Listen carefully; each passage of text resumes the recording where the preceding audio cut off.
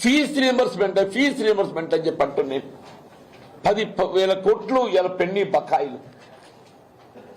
కేంద్ర ప్రభుత్వం విడుదల చేసినటువంటి 276 కోట్లు దాన్ని వినియోగించుకోలేక 25% నిధులు జోడించలేక రాష్ట్ర ప్రభుత్వం మరి మిత్రులు లక్ష్మణ్ కుమార్ గారు ఆయన శాఖ మరి ఏ విధంగా నిర్వహిస్తున్నా ఏంటో ఆయనకే తెలియాలని చెప్పి అంటున్నాను.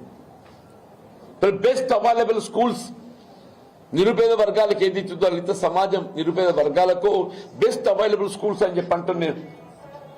అడ్మిషన్ చేరిక లేకుండా పోతుందని చెప్పి అంటున్నాను. ఏ ఒక్క కార్యక్రమం కూడా ఇవాళ మేము ఏదైతుందో ప్రజలు కోరుతున్నాయి మార్పు. ఇవాళ మేము కోరే మార్పు కాదు ఇది.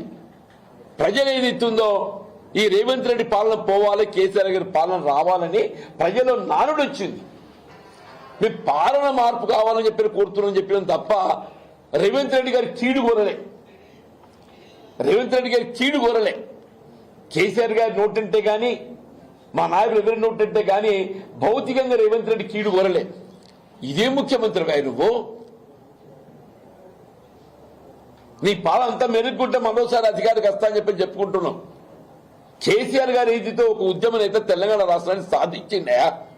తెలంగాణ రాష్ట్రాన్ని నువ్వు ముఖ్యమంత్రి అయ్యే అవకాశం లభించిందంటే అది కేసీఆర్ గారి పుణ్యం అని చెప్పంటున్నాను నేను. అన్నాడు వారు ఉద్యమించకున్నట్టు తెలంగాణ రాష్ట్రం ఏర్పడేదా? నువ్వు ముఖ్యమంత్రి అయ్యేటోడివే నువ్వు. ఇదేనానే ఊరి తీస్తావే ఊరి